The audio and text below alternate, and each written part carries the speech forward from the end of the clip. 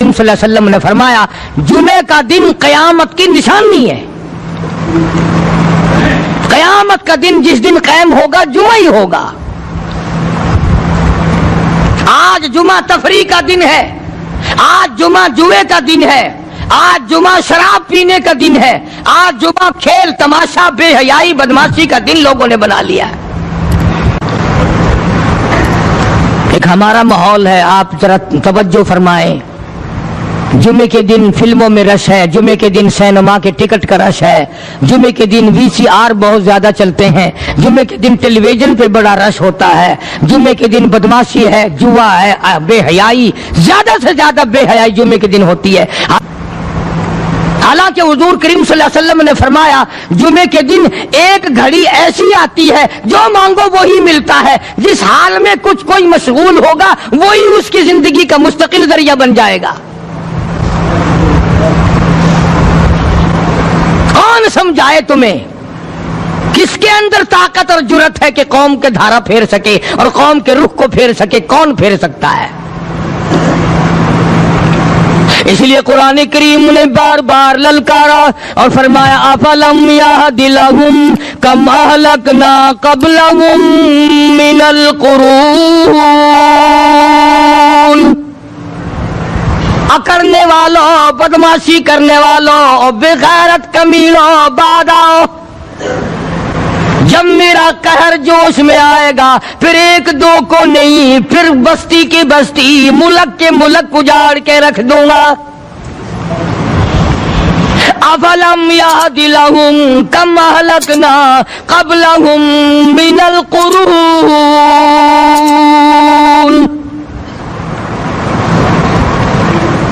میں نے قرن کے قرن اجاڑ دیے، میں نے روئے زمین کے مالک اجاڑ دیے، میں نے ملکوں کے بادشاہ اجاڑ دیے، میں نے وزیر اعظم اجاڑ دیے، میں نے گورنروں سے بھیک کے ٹکڑے منگوا دیے. میں وہ خدا ہوں وتعز من تشاء وتذل من تشاء بیدک الخیر انک علی کل شیء قدیر.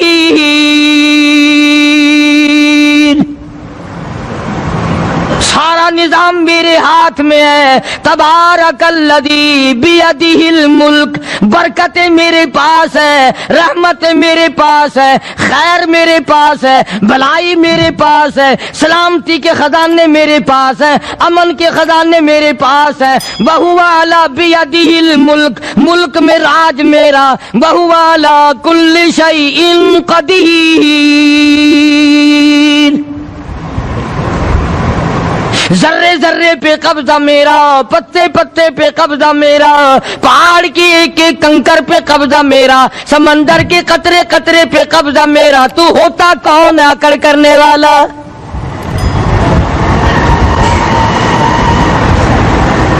غور نہیں کرتے، سوچتے نہیں ہیں کہ کلام الہی ہمیں کیا بتانا چاہتا ہے.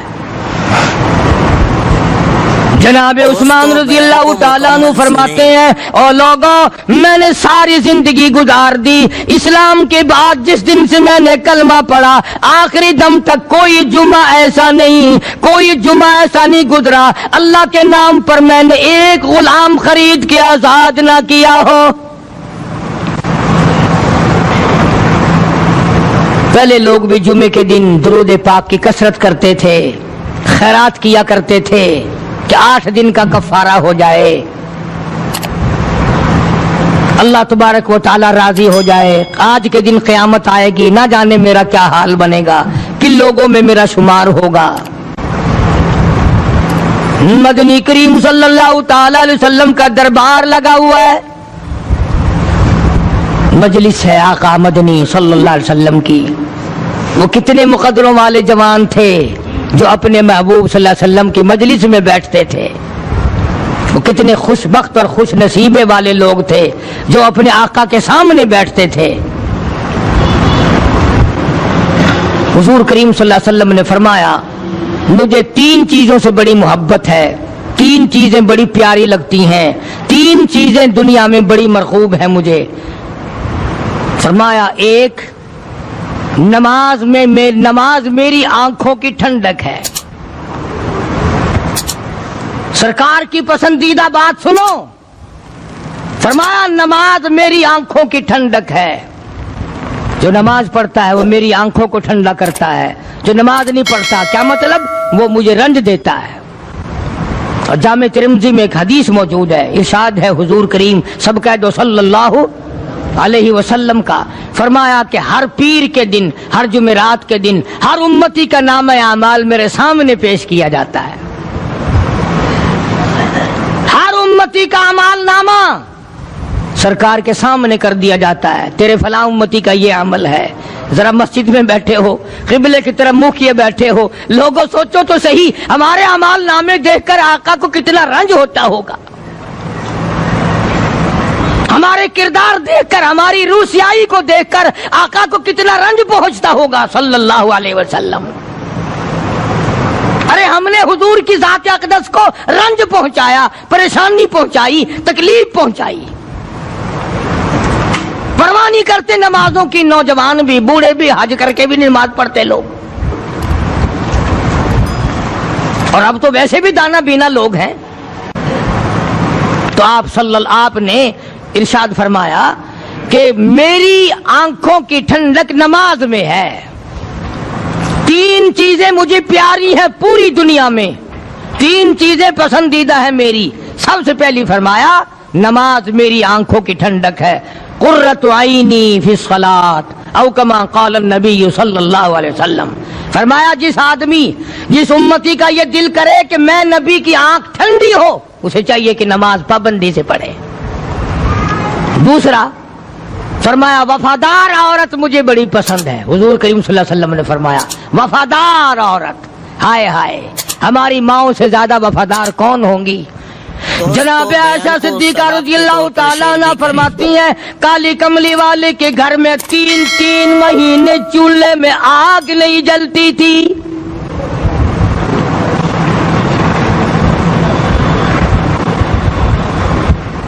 دوسروں کے واسطے ہے سیم و زر و گوہر، اور اپنا یہ حال ہے کہ چولہا ہے بجھا ہوا۔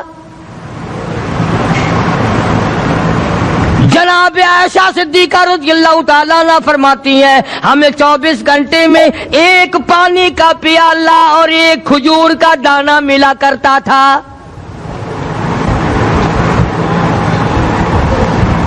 کبھی اپنی ماہوں کی خوراک تو دیکھو، خرچہ تو دیکھو، اور اگلی بات سنو تو حیران ہو جاؤ۔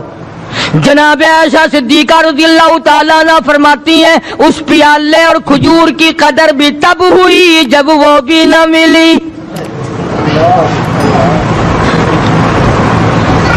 پیسوں کو برباد کرنے والوں، بے قدری کرنے والوں، ذرا سوچو تو صحیح کہ کیا گھر ہے محمد عربی سب کہہ دو صلی اللہ علیہ وسلم کا۔ اسی گھر سے خیر و برکت ملی صحابہ کرام کو، لیکن دنیا نہ تھی، بلڈنگ نہ تھی، کوٹھی نہ تھی، بنگلہ نہ تھا، چہل پہل نہ تھی۔ اچھا ایک بات اور آج یاد کر کے لے جاؤ، یہ تو مجبوری ہوئی نا، یہ تو ایک مجبوری ہوئی، پریشانی ہوئی، محتاجی ہوئی کہ پانی کا ایک پیالہ اور ایک کھجور کا دانہ ملتا تھا۔ اور اگلی بات سنو تو حیران ہو جاؤ، مجبوری اور چیز ہے، اختیار سے کرنا اور چیز ہے۔ جناب فاروق اعظم رضی اللہ تعالیٰ عنہ کی حکومت ہے، عائشہ صدیقہ رضی اللہ تعالیٰ عنہ کا سال کا خرچہ 12,000 روپیہ بوری میں بھر کر حضرت عمر نے حضرت عائشہ کے گھر پہنچا دیا، لو تمہارا یہ سال کا خرچہ آ گیا۔ سال کا خرچہ حضرت عمر رضی اللہ تعالیٰ عنہ نے جناب عائشہ صدیقہ رضی اللہ تعالیٰ عنہ کے پاس بھیجا۔ اتنا بڑا بورا بھر کر آیا، اللہ غنی، بجائے خوش ہونے کے، بجائے مچلنے کے، بجائے فخر کرنے کے، اپنی خادمہ سے فرمانے لگی، حضرت عائشہ خادمہ سے فرمانے لگی میں نے تو اپنے محبوب صلی اللہ علیہ وسلم کے پیٹ پہ پتھر دیکھے میں نے تو کالی کملی والے کو فاقے کرتے دیکھا. خادمہ سے فرمانے لگی اس بوری کے اور میرے درمیان میں کپڑا لٹکا دے, میری آنکھ دیکھنا گوارا نہیں کرتی, میری آنکھ دیکھنا بھی گوارا نہیں کرتی. اس نے کپڑا لٹکا دیا. اس کے بعد خادمہ سے فرمانے لگی مدینے میں اعلان کراؤ جس کو خیرات چاہیے وہ عائشہ کے دروازے سے آ کے لے جائے رضی اللہ تعالیٰ عنہا. سارے مدینے میں اعلان ہوگا خیرات لینے والے آ جاؤ. شیئر ضرور کریں. ایک اور بات تھی اس وقت میں, ضرورت مند جاتا تھا, یہ نہیں کہ ٹیبک میں ہزاروں روپیہ پڑا ہوا پھر بھی مانگ کے کھانا ہے, جیب میں ہزاروں روپیہ پھر بھی مانگنا ہے, پلے سے نہیں کھانا. کہ جتنے بھیک مانگے ہیں نا, بھیک مانگنے والے, 1 کروڑ روپیہ دے دو انشاءاللہ شام کو پھر بھی مانگے گا. اس کے مقدر میں بھیک مانگنا ہے. اسے فرمانے لگی کچھ نہیں ہے. وہ خادمہ کہنے لگی کچھ نہیں ہے. اب وہ خادمہ کہنے لگی کہ اگر 1 ٹکے کا گوشت منگوا لیتی تو تم بھی اپنا روزہ کھول لیتی, گوشت سے میں بھی کھا لیتی. کیا جواب دیا اما عائشہ صدیقہ رضی اللہ تعالیٰ عنہا نے؟ فرمانے لگی اب تانا دینے سے کیا فائدہ, تو نے اس وقت یاد کیوں نہیں دلایا؟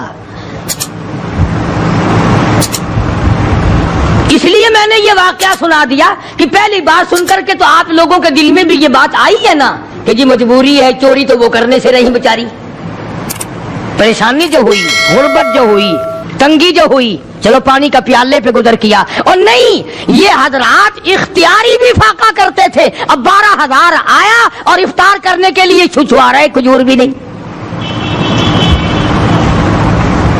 اور ہم تو خدا جانے کب کب تک کا انتظام سوچتے ہیں, پوتے پوتیوں تک کا انتظام جب تک نہ کر لیں اور اولاد در اولاد تک کا انتظام نہ کر دیں اس وقت تک ہماری تسلی تو ہوتی نہیں.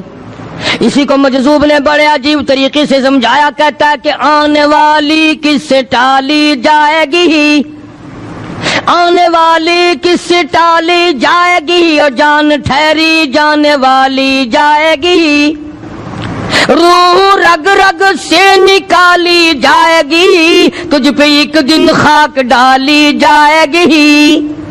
تیرے رشتہ دار عزیز اقربا دھڑا دھڑ مٹی پھینک کے ایسے آئیں گے گویا تجھے پہچانتے بھی نہیں.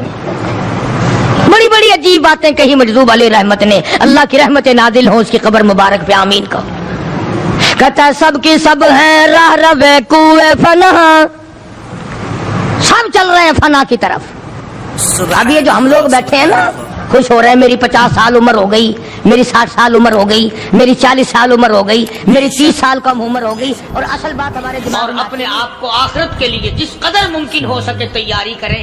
آج کل بڑی رات ہے, سویرے اٹھو, کم سے کم صبح و شام ہر آدمی 1 تسبیح درود شریف کی, 1 تسبیح استغفار کی, اور 1 تسبیح تیسرے کلمے کی. یہ تو کم سے کم ہو ہی جائے. بکواس کرتے سو جاتے ہیں, بکواس کرتے اٹھ جاتے ہیں. بھلا ہے کوئی زندگی کا معاملہ؟ اللہ سے معافی مانگتا سو جا اور معافی مانگتا اٹھ جا, خدا کی قسم اللہ کا دریائے کرم جوش میں آئے گا.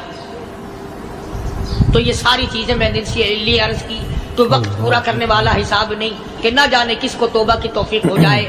کم سے کم ان 3 تسبیحوں کو ہر مرد عورت لازمی پکڑ لے.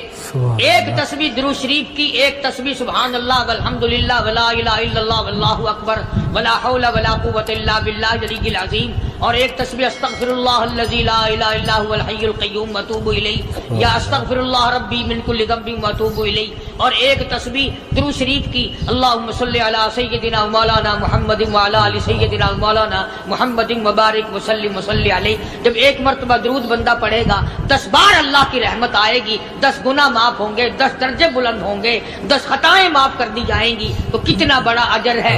خصوصاً بوڑھوں کو چاہیے کہ وہ گپوں میں اپنا وقت خراب نہ کریں. خدا کی قسم قبر میں جانے کے بعد تجھے 1 سانس کی مہلت نہ ملے. پر مجھے اس بات کا افسوس ہے کہ آپ لوگ پورا مضمون سننے کی کوشش نہیں کرتے, بلکہ بعض لوگ بالکل اخیر میں سر سے, ایک ہے جمعے کی فضیلت حاصل کرنا, ایک ہے جمعہ پڑھنا, ایک ہے سینوں لہاونا, اس میں بڑا فرق ہے. ایک ہے سر سے اتارنا, اور ایک ہے اس کی فضیلت کا حاصل کرنا. حدیث پاک میں آتا ہے کہ جمعے کے دن فرشتے دروازے پہ کھڑے ہو کر کے حاضری لگاتے ہیں. ہاں اللہ صاحب مل کی ٹیکسٹائل مل کی حاضری کا تو پتا ہے, مسجد کی حاضری کا کوئی پتا نہیں. اگر دیر ہو جائے تو وہ گیٹ کیپر واپسی کر سکتا ہے, اگر دیر میں آیا تو یہ فرشتہ نہیں کہتا وہ لانتی ہوا پیچھے سے. بہت مدت کی بات ہے, علامہ یوسف بن نور رحمۃ اللہ علیہ زندہ تھے, میں کراچی تھا, تو حضرت نے مجھے فرمایا کہ جمعہ ہمارے یہاں پڑھا دو. اب کے میری والی وہ جمعہ پڑھاتا تھا ان دنوں میں. تو میں جب گیا تو ہم ایک چھوٹے سے دروازے سے داخل ہونے لگے. ایک پٹھان کہنے لگا پرلے دروازے سے چلو, میں بھی ادھر سے جاتا ہوں. میں نے کہا کیوں؟ کہنے لگا فرشتہ ادھر رجسٹر لیے کھڑا ہے, تم ادھر سے گھس جاؤ گے تمہارا حاضری نہیں لگے گا. وہ کہنے لگا فرشتہ بڑے گیٹ پہ کھڑا ہے, ادھر چلو. تو کم سے کم اس پٹھان کا تو یہ عقیدہ ہے کہ فرشتہ کھڑا ہے, اور تمہارا خیال یہ ہے کہ جمعے کے دن نہ فرشتہ ہے نہ خدا ہے, کوئی بھی نہیں ہے. اس لیے سیرت النبی صلی اللہ علیہ وسلم کا عنوان شروع ہوگا. وقتی آؤ, پورا مضمون سنو تاکہ لطف آئے, دل و دماغ بنے.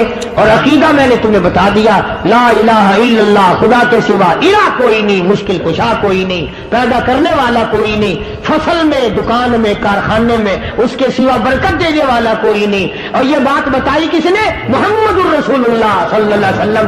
ہمارے نبی حضرت محمد الرسول اللہ صلی اللہ علیہ وسلم نے ہمیں یہ بات بتائی. خدا کے بعد خدا کوئی نہیں, مصطفیٰ کے بعد نبی کوئی نہیں. حضور صلی اللہ علیہ وسلم کے بعد کوئی کسی قسم کا جو نبوت کا دعویٰ کرے وہ کافر ہے, دجال ہے, بے ایمان ہے, وہ خنزیر سے بدتر ہے جو میرے آقا کے ختم نبوت کے تاج کو ہاتھ لگائے گا. فرمایا لہم قلوب لا یفقہون بہا. اللہ پاک جل شانہ فرماتے ہیں جس کا دل قرآن کریم سمجھنے کا عادی نہیں, لہم قلوب لا یفقہون بہا, جس کا دل قرآن سمجھنے کے لیے تیار نہیں, وَلَهُمْ أَعْيُنٌ لَا يُبْصِرُونَ بِهَا, جس کا کان اللہ کا قرآن سننے کے لیے تیار نہیں, أَمْ لَهُمْ آذَانٌ لَا يَسْمَعُونَ بِهَا, ام لہم آذان یسمعون بہا, جس کا کان خدا کا قرآن سننے کو تیار نہیں. خدائی فیصلہ سنو, اللہ کے قرآن کا فیصلہ سنو, اللہ کے کلام کا فیصلہ سنو. جس کا کان میرا کلام سننے کے لیے تیار نہیں, جس کو میرا قرآن سن کے مزہ نہیں آتا, جس کو میرا کلام سن کے حلاوت نہیں آتی, جس کو میرا کلام سن کے لذت نہیں آتی, جس کی روح تازی نہیں ہوتی, جس کو لطف نہیں آتا, جس کو کیف نہیں آتا, جس کو سرور نہیں آتا, جو میرا قرآن سننے کو تیار نہیں, جو میرا قرآن آنکھوں سے دیکھنے کو تیار نہیں, جو میرا قرآن سننے سمجھنے کے لیے تیار نہیں. آؤ پھر خدائی فیصلہ سنو. فرمایا اولئک کالانعام,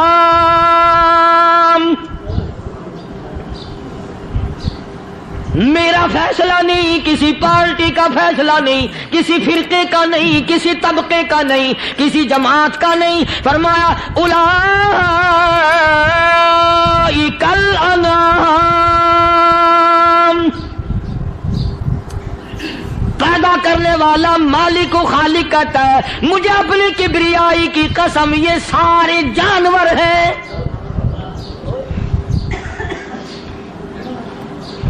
یہ سارے کے سارے جانور ہیں, یہ درندے ہیں جو ایک دوسرے کو چیر پاڑ کر کھاتے ہیں, یہ درندے ہیں جو ایک دوسرے کا خون پیتے ہیں. فرمایا بل ہم اضل, جانوروں سے بھی بدتر.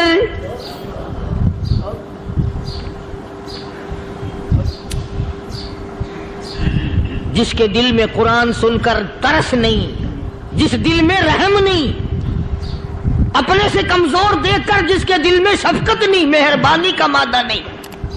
فرمایا وہ کوئی بندہ ہے, وہ تو جانور ہے. اور خدا غضب میں آ گیا, فرمایا بل ہم اضل, اس سے بھی بدتر. اللہ اللہ والے جو ہیں وہ ان خصلتوں کو دور کراتے ہیں اور وہ آدمی کے مزاج اور دل میں سے ایسی چیزیں نکالتے ہیں جو اس کی بربادی کا ذریعہ بنتا ہے. دل کی بیماریوں کا کسی کو فکر نہیں. بخار ہو جائے آپ چڑھ جائے آپ کو پتہ چل جاتا ہے, نزلہ ہو جائے آپ کو پتہ چل جاتا ہے, کھانسی ہو جائے پتہ چل جاتا ہے. دل کی بیماریوں کا کیا پتہ چلے؟ صحابہ اکرام رضوان اللہ تعالی علیہم اجمعین کی جماعت کے اللہ پاک کے محبوب حضرت محمد الرسول اللہ صلی اللہ تعالی علیہ وسلم نے دلوں کی صفائی کی. پہلے لوگ جھونپڑیوں میں کچے کوٹھوں میں رہتے تھے, نہ اتنی صفائی تھی نہ اتنی ترقی تھی. آج برتنوں کی صفائی دیکھو, کپڑوں کی صفائی دیکھو, مکان کی صفائی دیکھو, رات دن بس اسی دھندے میں لگے ہوئے. سارا دن برتن دھونے سے فرصت نہیں, سارا دن کپڑوں کے بناؤ اور سنوار میں فرصت نہیں. تو اللہ والے ایسے موقع پر بڑی عجیب بات کہتے ہیں. وہی مجذوب ہے, مجذوب علی رحمت کہتے ہیں بظاہر تو ہر شے میں بے حد صفائی, بظاہر تو ہر شے میں بے حد صفائی, مگر دل میں ہے گندگی انتہائی. بظاہر تو ہر شے میں چہرے کی صفائی, بدن کی صفائی, نہ جانے کتنی قسم کا صابن ہے, نہ جانے کتنی قسم کے پاؤڈر ہیں, نہ جانے کتنی قسم کے شیمپو ہیں, نہ جانے کتنی قسم کے کپڑے ہیں, کیا چال ڈھال ہے, کیا نئے نئے ڈیزائن ہے. مجذوب کہتا سب کچھ دیکھ لیا, بظاہر تو ہر شے میں بے حد صفائی, مگر دل میں ہے گندگی انتہائی. جس یار کی بیٹھک میں بیٹھ کے کھانا کھایا, جس رشتہ دار کی بیٹھک میں بیٹھ کے کھانا کھایا, اسی کی بہن کو دیکھ کر آبرو پہ ڈاکہ ڈالنے کا پروگرام ہے. جس دوست کے گھر میں بیٹھ کے کھانا کھایا, اسی دوست کی بیوی کی عزت لوٹنے کا پروگرام ہے. پرانے زمانے میں اب بھی دلی جیسے شہر میں اگر دعوت کی جاتی ہے تو وہاں ایک تشتری میں نمک آتا ہے سب سے پہلے. عرب میں بھی دستور تھا پرانے زمانے میں, اگر کوئی دعوت کرتا, کوئی تقریب کرتا, سب سے پہلے نمک آتا تھا. ایک ایک انگلی ہر شخص نمک چاٹتا تھا. کیا مطلب؟ جس نے نمک چاٹ لیا اب وہ نمک حرامی نہیں بنے گا. اس گھر میں چوری کرنا, اس گھر کی آبرو کا غلط تصور لانا, اس گھر کے مال میں خیانت کرنا وہ حرام سمجھتا تھا جس گھر کا میں نے نمک چکھ لیا. اور مسلمانوں کی بات نہیں, ہندوؤں کی بھی یہ باتیں تھی. مولانا محمد علی صاحب جلندری سب قید رحمت اللہ علیہ فرمایا کرتے تھے کہ ایک سکھ تھا بہت بڑا ڈاکو, مسلمان اور ہندو مل کر اس کو ساتھ ملا کر کے لے گئے کہ یہاں اس گاؤں میں اس پنڈ میں ڈاکہ ڈالیں. سفر کر کے گئے, تکلیف اٹھا کے گئے. اس سکھ ڈاکو نے پوچھ لیا کہ یہ کون سا گاؤں ہے کہ یہ فلانا ہے. اچھا سارے کے سارے یہ تلاش کرو, یہ سوچ بچار کرو, اپنے پنڈ کی, اپنے علاقے کی, کسی مسلمان کی, کسی ہندو کی, کسی سکھ کی, کسی چوڑے چمار کی اس گاؤں میں لڑکی تو نہیں. ہمارے یہاں سے کوئی لڑکی تو شادی ہو کے یہاں نہیں آئی ہوئی. ان ساروں میں سے کہنے لگا کہ ہمارے بھنگی کی لڑکی جمعدار کی یہاں آئی ہوئی ہے. کہنے لگا واپس چلو, بیٹی بیٹی ہے چاہے بھنگی کی ہو یا نواب کی ہو. ارے کل بیٹی کا ڈولا دیا تھا, آج ڈاکہ ڈالیں گے, شرم نہیں آئے گی؟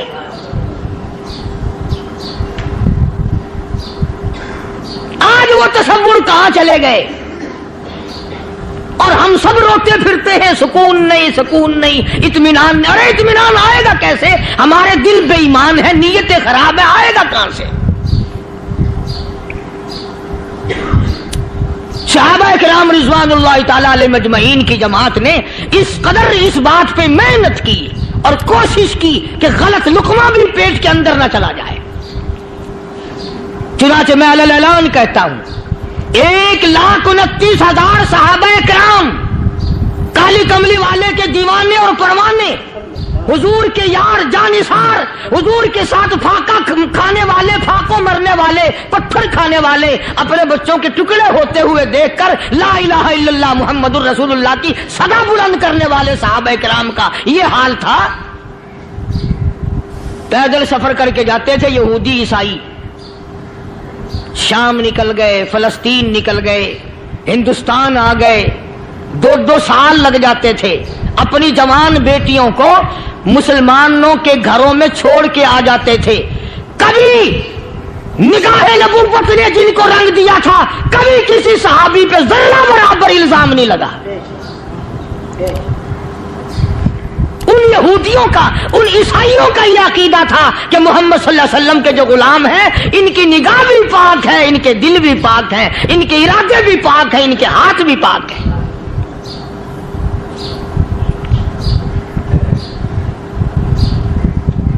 مصر کے گورنر نے، مصر کے جنرل کرنل نے خط لکھا سیدنا فاروق اعظم رضی اللہ تعالی عنہ کی خدمت میں، دور خلافت ہے حضرت فاروق اعظم کا۔ کیا خط لکھا کہ حضور مجھے کافی وقت گزر گیا ہے اور فلاں علاقے میں آپ کے حکم سے ہم نے جانا ہے اور راستہ صرف ایک ہے اور اس راستے میں جال بچھا دیا گیا۔ اب مجھے مشورہ دیں میں کیا کروں، حکم دیں مجھے۔ جال کیا بچھا دیا گیا کہ ہمیں پتہ چل گیا ہے عیسائیوں نے پروگرام بنایا، سینکڑوں لڑکیاں تلاش کر کر کے بڑی خوبصورت حسینہ اکٹھی کی ہیں، ان کو گانے بجانے کی ٹریننگ دی ہے، ان کو اچھی اچھی آوازوں والی لڑکیاں ڈھونڈ کے لائے ہیں، اور انہوں نے یہ پروگرام بنایا کہ جب مسلمانوں کی فوج اس گلی سے گزرے گی ان کوٹھوں کے اوپر چڑھ کے گانا بجانا کریں گے تاکہ ان کے دل میں بدماشی آئے اور ان کا بیڑا غرق ہو۔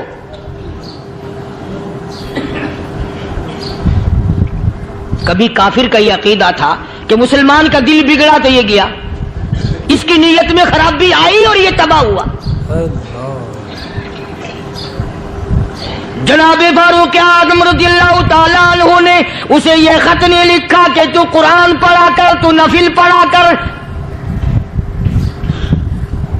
امیر المومنین خلیفۃ المسلمین سیدنا فاروق اعظم رضی اللہ تعالیٰ عنہ نے اپنے جنرل کرنل کو خط لکھا کہ اس میں لمبی چوڑی فکر کی کوئی بات نہیں، اس میں کوئی پریشانی والی بات نہیں، کوئی سوچ و بچار والی بات نہیں، سارے تیری فوج میں، تیری کمان میں مسلمان ہیں، سب کو اکٹھا کر لے، ساروں کو اکٹھا کر کے قرآن کریم کے سورت نور کی 2 آیتیں سنا دے۔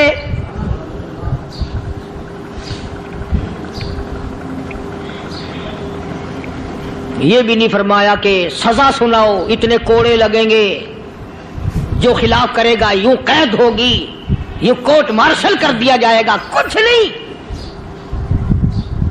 جناب فاروق اعظم رضی اللہ تعالیٰ عنہ کی رائے دیکھو، ان کے خیال میں قرآن کریم میں اتنی بڑی طاقت ہے، اتنی بڑی عظمت ہے، اتنی بڑی کرامت ہے، کلام الہی میں اتنا بڑا شرف ہے۔ اعلان کر دیا، فرمایا اپنے کرنل کو ساری فوج کو، لشکر کو اکٹھا کر کے قرآن کریم کی فلاں فلاں آیت سنا دے۔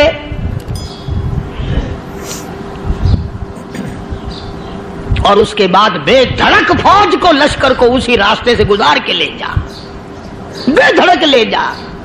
ہائے کبھی قرآن کی 2 آیتوں سے کام بن جاتا تھا، اب سارے قرآن سے میرا تیرا کام نہیں بنتا۔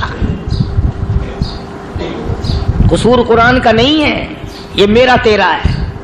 یہ تو اتنی وفادار کلام ہے، اتنی پاک کلام ہے، خدا کی قسم ہزاروں رجسٹروں کے گتے، ہزاروں چائے کے ڈبے، ہزاروں مٹھائی کے ڈبے، لاکھوں کروڑوں دوائیوں کے ڈبے گندے نالوں پہ، کوڑیوں پہ، روڑیوں پہ پڑے ہیں، اور جس گتے نے قرآن کے ساتھ یاری لگا لی، خدا کی قسم کوئی آدمی بغیر وضو اس گتے کو بھی ہاتھ نہیں لگا سکتا۔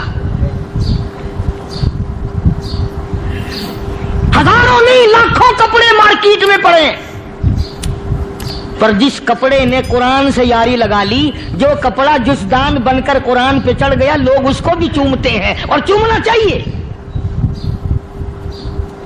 یارو کپڑے نے قرآن سے یاری لگائی تو کپڑا عظمت والا بن گیا، گتے نے یاری لگا لی تو گتا بن گیا، ہزاروں قسم کے کاغذات روزانہ ذلیل ہوتے پھرتے ہیں. جس کاغذ پہ قرآن لکھا گیا وہ عظمت پا گیا, جس سیاہی سے قرآن لکھا گیا وہ سیاہی عظمت والی بن گئی. ارے اگر مسلمان قرآن کو اپنے اندر پیدا کر لے, اس کی عظمت کو بسا لے, اس کو اپنا لاہ عمل بنا لے, اس کو اپنے سر پہ رکھ لے, تو کیا یہ بندہ قرآن کے ساتھ وفاداری کرے تو قرآن کیا خیال ہے قرآن بے وفائی کر دے گا؟ یقین نہیں, یقین اصل بات اعتقاد کی ہے. یقین کا تو یہ عالم بنا ہوا ہے کہ اگر کوئی چوری کا معاملہ ہو جائے اور کسی پر شبہ ہو, اگر اسے کہو کہ قرآن اٹھا دے تو دیر نہیں لگائے گا, اور اگر کہے کہ فلانی خانگاہ کا کنڈا مار دیا کہ یہ کام میں نہیں کرتا.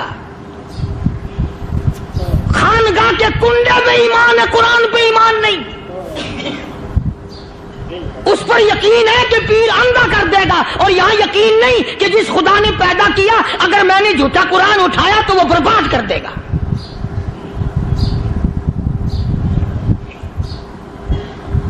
عجیب عجیب لوگ ہیں. چنانچہ مصر کے کرنل نے, مصر کے جنرل نے ساری فوج کو اکٹھا کر لیا. اس نے بھی یہ بات تو نہیں کہی کہ فاروق اعظم کو دوبارہ خط لکھتا کہ حضرت یہ تو 2 آیتیں آپ نے لکھی, یہ تو سارا قرآن روز پڑھتے ہیں, پر بنے گا کیا؟ جیسے فاروق اعظم کا یقین تھا, فاروق اعظم کی فوج کے کرنل کا بھی یقین ہے, فاروق اعظم کے فوج کے جنرل کا بھی یقین ہے. اس نے ساری فوج کو اکٹھا کیا, لشکر کو جمع کیا, اور اس کے بعد کہنے لگا قل للمؤمنین یغضوا من ابصارکم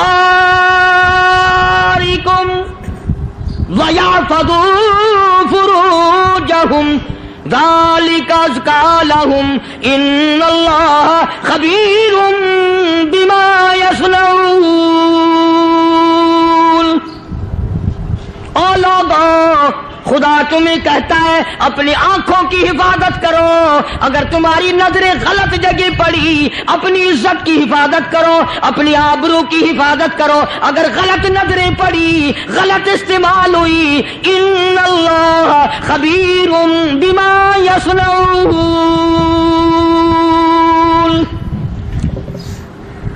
اللہ پاک تمہاری ساتھ ساتھ ہے, وہ ہر چیز کو دیکھتا جائے گا, وہ ہر چیز تمہاری دیکھے گا. چنانچہ تاریخ شاہد ہے, ابن حشام نے لکھا ہے, ابن خلدون نے لکھا ہے, اور کئی مورخین نے لکھا ہے کہ جب مسلمان جنرل نے, مسلمان کرنل نے اپنی فوج کو قرآن کی 2 آیتیں سنائی اور اس کے بعد حکم دیا چلو, تمام کا تمام لشکر چل رہا ہے. ادھر ڈھول بجا, دھماکے بجے, گانا شروع ہوا, گانا بجانا شروع ہوا, ساری فوج نکل گئی, سارا لشکر چلا گیا. لڑکیوں نے دیکھا کہ یہ تو ختم ہو گئے, نیچے آواز دے کے کہنے لگی اور جانے والوں یہ ساری فوج کئی اندھوں کی فوج تو نہیں.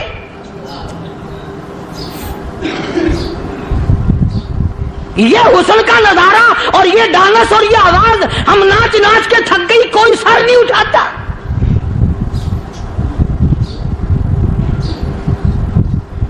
اور آج دیکھ لیں آپ, ہر گھر کے اوپر وہ لگا ہوا ہے ایریل, لعنت کا ایریل لگا ہوا ہے, لعنت کا ایریل. حاجیو تم کیا کہتے ہو کہ ہمارے گھر کا اس میں کیا بگڑے گا؟ خدا کی قسم وہ بگڑتا ہے, وہ دیمک لگتی ہے, وہ تباہی پھرتی ہے, تمہیں پتہ بھی نہیں چلتا. تم نے کیا سوچ رکھا ہے؟ مسلمان کرنل کے حکم پہ ساری فوج نکل گئی. ناچنے والی گانے والی لڑکیاں عیسائیوں کی حیران ہیں. کیا ہوا؟ لاکھوں کی تعداد میں فوج گزر گئی, کوئی نگاہ اٹھا کے نہیں دیکھتا.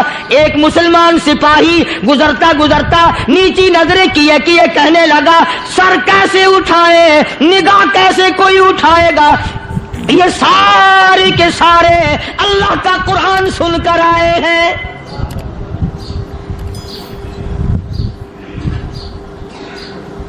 کیسے کوئی نگاہ اٹھائے گا, کیسے کوئی سر کو اٹھائے گا؟ یہ سارے کے سارے اللہ کا قرآن سن کر آئے ہیں. ان کا عمل ہوا نا قرآن پہ, ان کے عمل کا کتنا بڑا اثر پڑا. مورخین نے لکھا, ابن ہشام لکھتا ہے, عیسائی لڑکیوں نے چھلانگیں لگا دی, کوٹھی سے نیچے آ گئی, کہنے لگی عام مسلمانوں وہ قرآن ہمیں بھی سنا کے جاؤ جس میں اتنی اسپرٹ ہے, اتنی طاقت ہے, جو حسن کے نظارے سے روک دے, جو گانے بجانے سے روک دے. یہ تو آدمی کے دل کا سکون ہے. نہ گانا سنتے ہو, نہ حسن کا نظارہ کرتے ہو, جاتے والے یوں نہ جاؤ, ہمیں بھی وہ قرآن سنا کے جاؤ.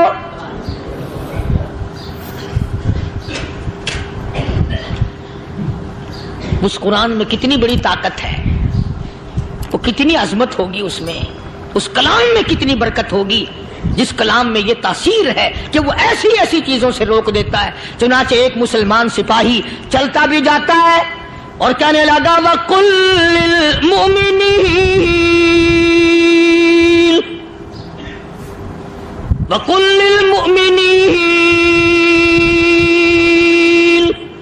قرآن کی آیت پڑھ کے سنائی. سینکڑوں نہیں بے شمار لڑکیاں ایک مسلمان کی زبان سے اللہ کا قرآن سن کے کہنے لگی, اور جانے والوں چھوڑ کے نہ جاؤ, ہمیں بھی کلمہ پڑھاؤ.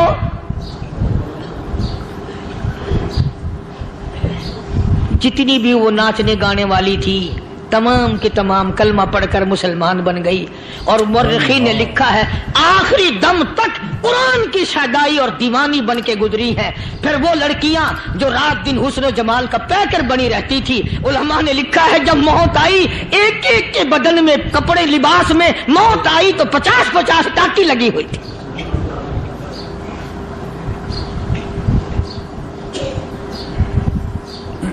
بظاہر تو آج بھی بڑی جھاڑا پنجی ہے, بڑی صفائی ہے, بڑی دوڑ دھوپ ہے. اسی کو مجذوب الاعلان کہتا, بظاہر تو ہر شے میں بے حد صفائی, مگر دل میں ہے گندگی انتہائی, کبھی اس کے دھوکے میں آنا نہ بھائی, یہ سب ہے رعائی, یہ بس ہے رعائی. یہ تو چیز ہی کچھ نہیں. بڑے بڑے دھندے ہم نے پلٹتے دیکھے, بڑے بڑے نظام بگڑتے دیکھے. محمد عربی صلی اللہ تعالی علیہ وسلم کے دربار میں بڑے بڑے لوگ آتے تھے. اللہ غنی, نگاہ نبوت نے جس کو رنگ دیا سبحان اللہ, پھر قیمت جو بن گیا وہ اسلام کی دولت سے پیچھے نہ ہٹا. کوئی پیچھا پھر کے دیکھا ہی نہیں کہ ہم کیا کر رہے ہیں. ایک لذت تھی, ایک کیف تھا, ایک سرور تھا صحابہ کرام کو. کہاں سے وہ چیز ہم لائیں, کیسے ہم میں وہ چیز پیدا ہوگی. جنگ بدر ہوا, بڑی بہترین بات ہے, توجہ لکھ کے لے جاؤ, انشاءاللہ قبروں میں دعائیں دو گے. جنگ بدر ہوا, 70 سے زیادہ کافر پکڑے گئے, مدینے میں پکڑ کے قیدی بنا کر کے لائے گئے. تنگ دستی کا زمانہ ہے, 1 سال نہیں ہوا مسلمان گزر کے آئے تھے, مار کھا کے آئے, پریشان ہو کر آئے, دن دولت چھوڑ کر لٹا کر آئے. ان کے پلے کیا تھا. شام کا وقت ہوا, مدنی کریم صلی اللہ تعالی علیہ وسلم نے مسجد کے دروازے میں کھڑے ہو کر اعلان فرما دیا, کون ہے, کون ہے جو میرے مہمانوں کو کھانا کھلائے. اور وہ مہمان کوئی شہنشاہ نہیں تھے, ہیں بھی کافر, ہیں بھی اسلام کے دشمن, آئے بھی صحابہ کرام کو مارنے, میدان جنگ سے پکڑ کے لائے گئے, جنگی قیدی ہیں. اس نبی کی طرف کبھی منہ کیا کر جس نبی کا تو غلام ہے, امتی بڑا پھرتا ہے. فرمایا کون ہے جو میرے مہمانوں کو کھانا کھلائے. صحابہ کرام میں سے کسی نے 2 پکڑ لیے, کسی نے 1 کو ساتھ لے لیا. ایک بنادار سا غریب سا صحابی ہے, اس نے ساتھ لے لیا ایک مہمان اور گھر لے کے گیا. بیوی کو کہنے لگا کہ کھانا کتنا ہے, کہ بس 1 آدمی جوگا ہے, 1 آدمی کی کافی ہوگا. کان میں کہنے لگا اپنی بیوی کے، دستور تھا عرب کا، مہمان اور میزبان اکٹھے کھایا کرتے تھے، اپنی گھر والی کے کان میں کہنے لگا کہ اس کے آگے کھانا رکھ دیں گے مہمان کے، جب یہ کھانا شروع کر دے گا کسی بہانے سے دیوا بجھا دیو، میں یوں ہی منہ کو خالی ہلاتا رہوں گا، یہ کھانا کھا لے گا، پیٹ بھر جائے گا اس کا۔ چنانچہ کھانا آگے رکھ دیا، جو کچھ بھی تھا، اس نے کھانا شروع کیا کہ جی آپ بھی کھائیں، کہ ہاں ہاں میں بھی کھا رہا ہوں۔ بس یوں ہی کھانے میں بھی ہاتھ لگائے، منہ کو بھی ہاتھ لگائے اور منہ کو چلائے بھی برابر، بیوی نے چراغ بجھا دیا۔ یہ عمل تو صحابی کر رہا ہے اپنے گھر میں، ادھر قرآن کریم نازل ہو گیا محمد کریم صلی اللہ علیہ وسلم کی ذات پہ، فرمایا وَيُؤْثِرُونَ عَلَىٰ أَنفُسِهِمْ وَلَوْ كَانَ بِهِمْ خَصَاصَةٌ وَمَن يُوقَ شُحَّ نَفْسِهِ فَأُولَٰئِكَ هُمُ الْمُفْلِحُونَ۔ اور میرے محبوب مبارک ہو، تیری امت میں ایسے لوگ بھی ہیں جو اپنا منہ خالی ہلا رہا ہے، بیوی بھوکی بیٹھی ہے، چراغ بجھائے بیٹھی ہے اور اپنے ہاتھ کو خالی چلا رہا ہے اور میرے بندے کا پیٹ بھر رہا ہے۔ اور میرے محبوب مجھے اپنی عظمت کی قسم، میں تیری ان دیوانوں پہ جنت واجب کر چکا۔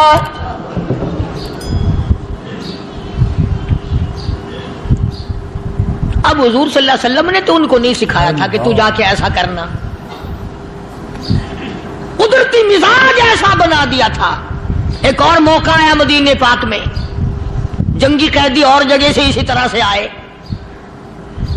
ایک صحابی ایک اور آدمی کو، جنگی قیدی کو کافر میں گھر لے گیا۔ بیوی کہنے لگی کہ ایک ہی آدمی کا کھانا ہے بس، انہوں نے کہا اس کو دے دو۔ وہ کافر جنگی قیدی کہنے لگا جی آپ بھی کھائیں، کہنے لگا بھی بات ہے صاف، ایک آدمی کا کھانا ہے، تو کھانا کھا، میں درخت کے پتے چبا لیتا ہوں۔ وہ کہنے لگا میں کھاؤں گا پتے، انہوں نے کہا تو رئیس آدمی ہے مکے کا، میں پرانا غریب ہوں، مجھے پتے چبانے کی عادت ہے، تیرے پیٹ میں درد نہ ہو جائے، میں عادی ہوں پتے چبانے کا۔ اس نے پتے چبا لیے، کافر مسافر اور مہمان جو تھا جنگی قیدی اس کو کھانا کھلا دیا۔ دوسرے دن پھر ایسی نوبت آئی، اس نے کہا آپ بھی میرے ساتھ کھانا کھائیں گے؟ کہ نہیں بھائی تو کھا، میں پتے چبانے کا عادی ہوں۔ 2 دن تو اس کافر نے کھانا کھا لیا، اور جب تیسرے دن اس کے آگے کھانا آیا، انہوں نے کہا بھائی تو ہی کھا، بس اتنا ہی کھانا ہے، میں تو میاں بیوی ہم تو پتے چبا لیں گے۔ اور کہنے لگا مدینے والوں تم خود پتے چباتے ہو، دشمنوں کو کھانا کھلاتے ہو، آج میری بھی ایک شرط ہے، پہلے کلمہ پڑھا پھر کھانا کھلا۔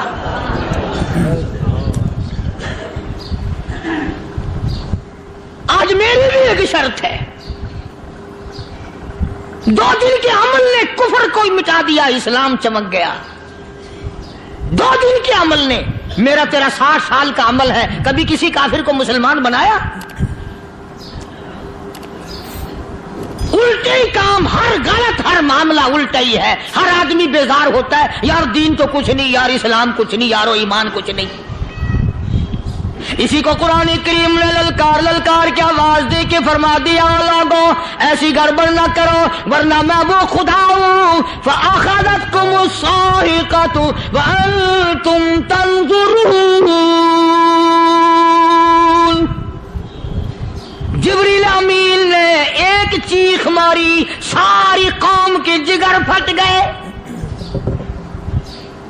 میں وہ خدا ہوں لا تركضوا وارجعوا إلى ما أترفتم فيه ومساكنكم لعلكم تسألون۔ لوگ مکان چھوڑ کے بھاگتے ہیں، ماحول چھوڑ کر بھاگتے ہیں، معاشرہ چھوڑ کر کے بھاگتے ہیں، خدا کہتا آؤ جن مکانوں پہ تمہیں ناز تھا وہ یہ کھڑے بھاگ کر رہے۔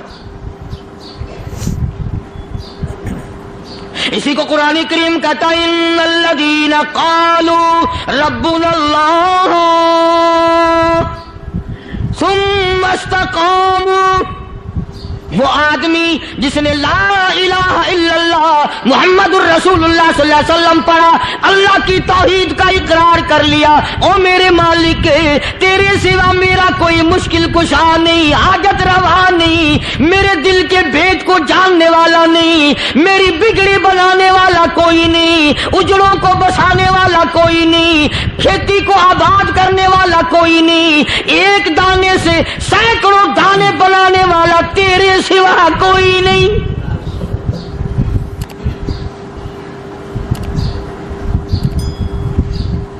کھیتوں میں جاؤ، کبھی یہ تو سوچو کہ دنیا میں حکومتوں نے کتنے مل لگا رکھے ہیں، چینی کے شکر کے کتنے مل ہیں، کتنے ڈیپو ہیں، پھر بھی قلت ہو جاتی ہے۔ اور یہ اللہ میاں نے کتنا میٹھا کیلے میں، سنترے میں، مالٹے میں، انگور میں، سیب میں، کبھی یہ بھی سنا کہ اللہ میاں کا شوگر مل فلاں علاقے میں لگا ہوا ہے؟ کبھی یہ تو دیکھو کہ یہ قدرت کاملہ کے سوا اور کون پیدا کر رہا ہے؟ فرمایا جس نے اللہ کی توحید کا اقرار کر لیا، محمد عربی صلی اللہ علیہ وسلم کی ختم نبوت کا اقرار کر لیا، خدا کے بعد خدا کوئی نہیں، مصطفیٰ کے بعد نبی کوئی نہیں۔ پھر قرآن نے شرط لگائی ثم استقاموا، پھر اس پر جمع رہے، ڈٹا رہے، یوں نہیں کہ کبھی ادھر لڑک گیا کبھی ادھر لڑک گیا۔ لوگ تو بدل جاتے ہیں، لوگوں کا کیا ہے؟ پچھلے سال کی بات ہے، یہیں مغرب کی نماز کے بعد گرمی کے موسم میں میں یہاں بیٹھا ہوا تھا باہر، آگے شہر کے وہ آدمی وہ کہنے لگے جی ایک کام آئے ہیں۔ میں نے کہا کیا؟ کہ 25,000 روپے چوری ہو گیا ہمارا، بتاؤ ہمیں۔ میں نے کہا مجھے کیا پتا؟ انہوں نے کہا نہیں سارا شہر کہتا ہے کہ قاری نہیں بتا دیتا ہے۔ میں نے کہا اچھا یہ یوں نہیں جانے کا؟ میں نے کہا پھر آدھے لوں گا۔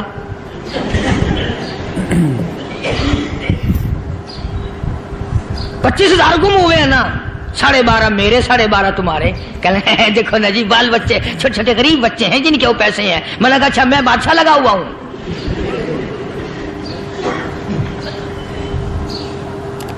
انہوں نے کہا جی سودا مہنگا۔ میں نے کہا پھر کہیں اور چلے جاؤ۔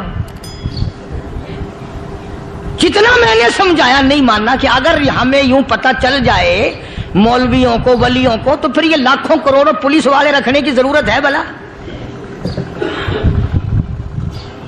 اتنی بڑی فوج کا رکھ کر کیا کریں گے ہم؟ اربوں روپیہ فوج کا خرچہ ہے، دو ولی، ایک ولی کو اس بارڈر پہ بٹھا دیں گے، ایک ولی کو اس بارڈر پہ بٹھا دیں گے، پھر ہم بڑھانا دیں گے اولیاء کرام رجمت۔ ذہنیت مری گئی، سمجھ نہیں پاتے، دین کے قریب نہیں آتے لوگ، سمجھتے نہیں۔ فرمایا ثم استقاموا تتنزل علیہم الملائکۃ الا تخافوا ولا تحزنوا وابشروا بالجنہ التی کنتم توعدون۔ قرآن کہتا ادھر ولی کی موت آتی ہے، ایسا آدمی جو اپنے کلمے پہ جمع رہے، شرک و بدعت کی لعنت سے بچے، کفر و نفاق سے بچے۔ ادھر موت آتی ہے، ادھر فرشتے کہتے ہیں گھبرانا، غم نہ کر، بہشت کے دروازے تیرے لیے سارے کھلے ہوئے۔ اللہ وَلَكُمْ فِيهَا مَا تَشْتَهِي أَنفُسُكُمْ وَلَكُمْ فِيهَا مَا تَدَّعُونَ۔ فرمایا ہم تمہاری ہر اس تمنا کو پورا کریں گے، ہر اس آرزو کو پورا کریں گے، جو مانگو گے وہی ملے گا، جو کہو گے وہی دیا جائے گا۔ نحن اولیاؤکم فی الحیات الدنیا وفی الآخرہ، ہم دنیا میں بھی تمہارے کارساز ہیں، ہم آخرت میں بھی تمہارے کارساز ہیں، ہم دنیا میں بھی تمہارے دوست ہیں، آخرت میں بھی تمہارے دوست ہیں، اور خدا کے یہاں وہ انعام ملے گا۔ اللہ غنی، رائی کے دانے کے برابر نیکی کی ہوگی، جب پہاڑوں کے برابر ثواب ملے گا تو آدمی حیران ہوگا، یا اللہ تیرے جیسا بینک تو کسی کا بھی نہیں، رائی کا دانہ لے کر پہاڑ واپس کر دیا، مالک نے نجات کا ذریعہ بنا دیا۔ فرمایا نزلا من غفور رحیم، یہ مہمانی ہے پروردگار عالم کی طرف سے۔ قرآن اعلان کر کر کے کہتا وبالاسحار ہم یستغفرون۔ اللہ پاک فرماتے ہیں میرے بندوں کی نشانی یہ ہے کہ وہ آخری رات میں بڑے ویلے سحری کے وقت اٹھ کر استغفار کرتے ہیں، اللہ کے حضور میں معافی مانگتے ہیں، روتے ہیں، عاجزی کرتے ہیں۔ کہتا کہ ایک تڑپ سی دل میں امنگتی ہے، ایک درد جگر میں ہوتا ہے، ایک تڑپ سی دل میں امنگتی ہے، ایک درد جگر میں ہوتا ہے، ہم رات کو رویا کرتے ہیں جب سارا عالم سوتا ہے۔ سب لوگ سوئے ہوئے ہوں اور اللہ کا دروازہ کھٹکھٹا، اندھیرے میں مالک کے کائنات کے سامنے جھولی پھیلا، اپنی بگڑی کا سوال کر، اپنی مشکلات اس مالک کے سامنے پیش کر جو سارے جہان کا خالق و مالک ہے۔ عقیدہ بھی بناؤ، اعمال بھی بدلو، مزاج بدلو، طبیعتوں میں انقلاب لاؤ، اور لوگوں ان گھروں کو مسلمانوں والے گھر بناؤ۔ تم برا مان کے جاؤ یا بھلا مان کے جاؤ، میں اپنے عقیدے کی بات کو چھپاتا نہیں۔ جس گھر میں کوئی مرد عورت قرآن کے کھولنے والا نہیں، میں اس گھر کو مسلمان کا گھر نہیں کہتا، وہ چوڑے اور کراڑ اور سکھ کا گھر ہے۔ تمہیں یہ سکھایا کس نے ہے کہ مرنے کے بعد قرآن پڑھا جاتا ہے اور ساری زندگی میں نہیں پڑھا جاتا؟ یہ قرآن مردوں کے لیے تھوڑی آیا، یہ زندوں کے لیے آیا ہے۔ حدیث پاک میں آتا ہے حضور کریم سب کہہ دو صلی اللہ علیہ وسلم نے فرمایا عیسیٰ علیہ الصلوۃ والسلام ایک قبرستان سے گزرے، گورستان سے گزرے تو ایک قبر کو دیکھا، وہ نبی ایسا تھا، اس کے معجزات ایسے تھے۔ قبر میں دیکھا تو ایک بڑھیا جل رہی ہے، سڑ رہی ہے، تباہ ہو رہی ہے، رو رہی ہے۔ تو عیسیٰ علیہ الصلوۃ والسلام پناہ پناہ کر کے وہاں سے گزر گئے۔ چند دنوں کے بعد جو اسی قبر کے پاس سے گزرے تو عیسیٰ علیہ السلام کو دھیان آیا کہ اس قبر میں ایک بڑھیا بڑی عذاب بھگت رہی تھی، مگر اس دن جو دیکھا وہ تو عیش میں بیٹھی ہے، تخت میں بیٹھی آرام کر رہی ہے۔ سیدنا عیسیٰ علیہ السلام نے اللہ پاک سے سوال کر دیا الہی مرنے کے بعد تو آدمی کوئی نیکی بھی نہیں کر سکتا، اس نے کیا کر لیا جو اس کا سارا نظام بدل گیا؟ آواز آئی اے عیسیٰ لکھ کے لے جاؤ یہ بات، حضور کا فرمان ہے۔ فرمایا اے عیسیٰ اس مائی کے چھوٹے سے پوتے نے استاد کے پاس جا کر کے پڑھا بسم اللہ الرحمن الرحیم، اس ننھے سے منہ سے، چھوٹے سے منہ سے جب یہ لفظ نکلا اے اللہ تو بڑا مہربان ہے، تو بڑا کریم ہے۔ عیسیٰ چھوٹے سے منہ سے جب نکلا، وہ تو معصوم تھا، اس کے منہ سے جب نکلا نا کہ میں بڑا مہربان ہوں، میں نے اس معصوم بچے کے صدقے میں اس کی دادی پہ کرم کر دیا۔ اس کے نام میں بڑی برکتیں ہیں، اس اللہ کا نام لینے میں بڑی برکتیں ہیں۔ گڑ میں مٹھاس ہے، اللہ کے نام میں مٹھاس نہیں۔ ٹافیوں میں مٹھاس ہے، اللہ کے نام میں مٹھاس نہیں۔ تم نے چکھ کے نہیں دیکھا، اگر تم چکھ لو خدا کی قسم دنیا کی کوئی چیز اچھی نہ لگے اللہ کے نام کے مقابلے میں۔ اللہ پاک مجھے اور آپ سب کو اپنا نام لینے کی توفیق عطا فرمائے، اپنے قرآن کی تلاوت کرنے کی توفیق عطا فرمائے، اور اپنا ذکر اور اپنا فکر اور اپنے شکر کی توفیق عطا فرمائے، اور اللہ پاک ہم سب کو یہ ہمت دے کہ مرتے دم تک ہم قرآن سے یاری کریں، قرآن سے وفاداری کریں۔ وآخر دعوانا ان الحمد للہ رب العالمین۔